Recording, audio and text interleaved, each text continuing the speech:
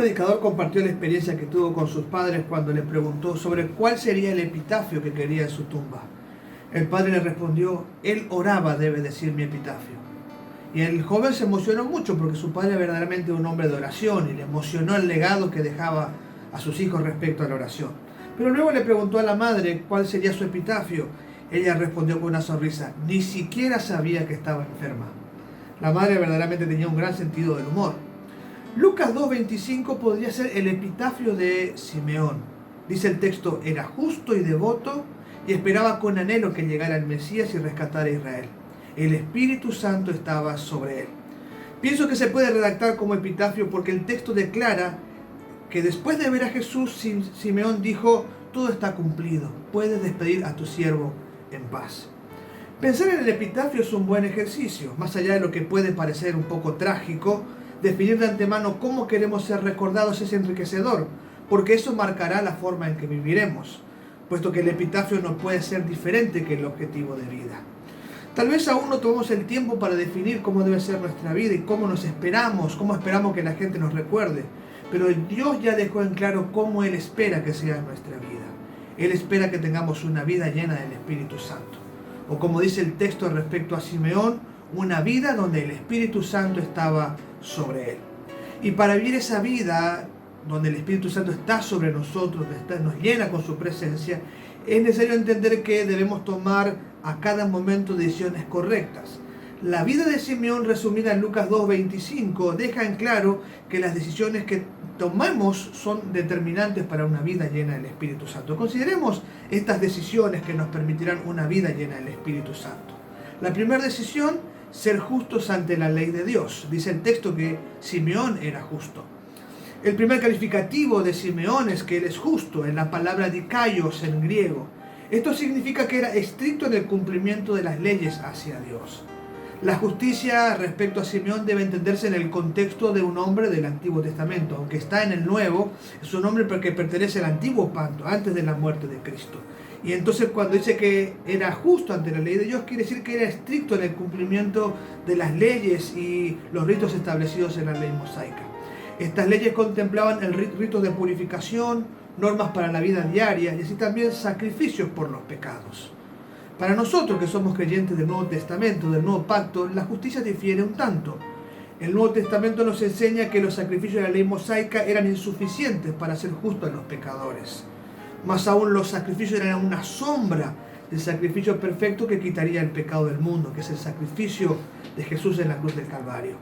Jesús se ofreció para hacernos justos. Mediante Él tenemos la oportunidad de ser justos ante la ley de Dios.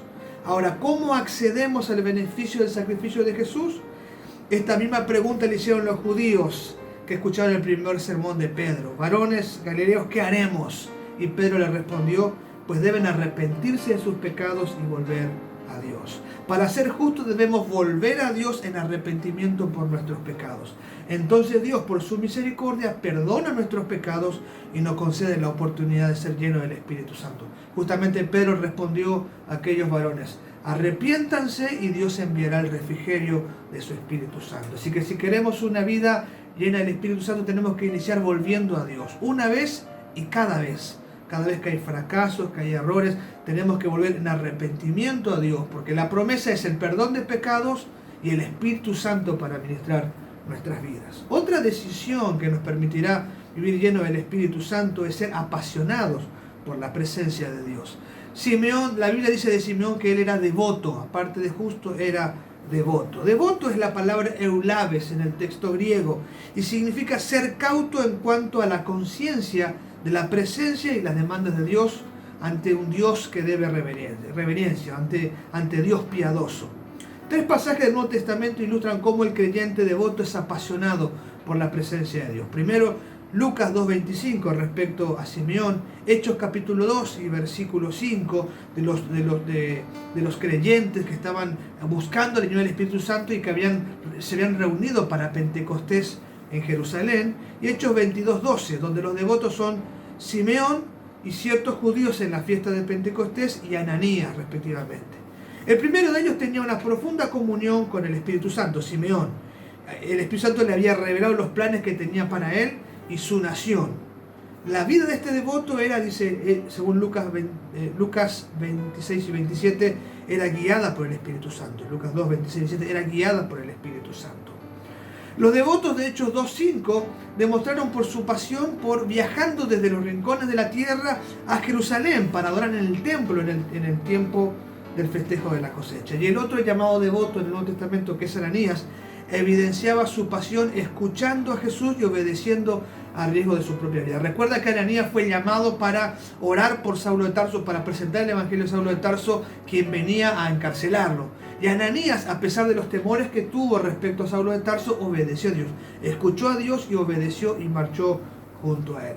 Entonces, yo soy devoto, soy apasionado cuando estoy dispuesto a escuchar al Espíritu y moverme en obediencia a él.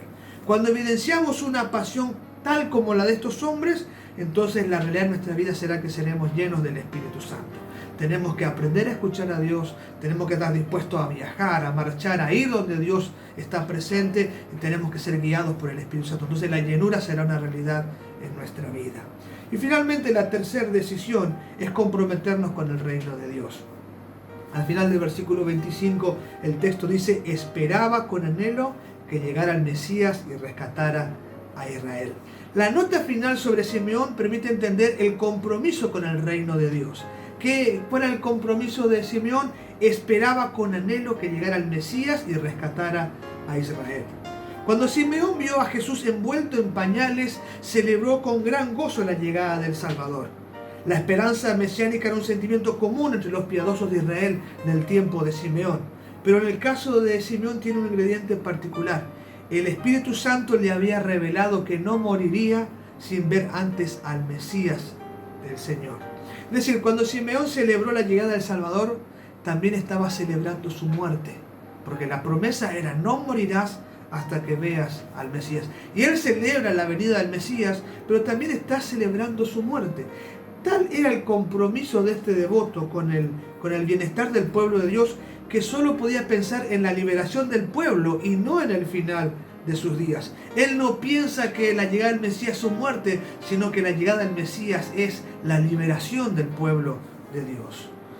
Todos los creyentes esperamos algo de Dios, pero para aquellos que desean vivir llenos del Espíritu Santo, su mayor esperanza es participar de los propósitos divinos, ser partícipes en la misión de hacer discípulos a todas las naciones. Así que no podemos vivir llenos del Espíritu Santo si no hay un compromiso con la extensión del reino de Dios. Es más, el Espíritu Santo ha sido concedido no como un entretenimiento, un elemento de bienestar, alguien que nos hace feliz, sino que ha sido concedido para ser testigos de Cristo. Y cuando en nuestro corazón se une al propósito de Dios en extender su reino, la llenura del Espíritu Santo será una realidad en nuestra vida. Anímate a tomar decisiones que hagan de tu vida una vida llena del Espíritu Santo, que se pueda escribir como epitafio en tu tumba: él vivía lleno del Espíritu Santo.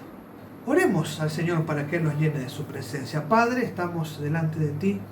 Gracias por tu palabra, gracias por el testimonio de Simeón, que hoy confronta con las decisiones que tomamos a diario.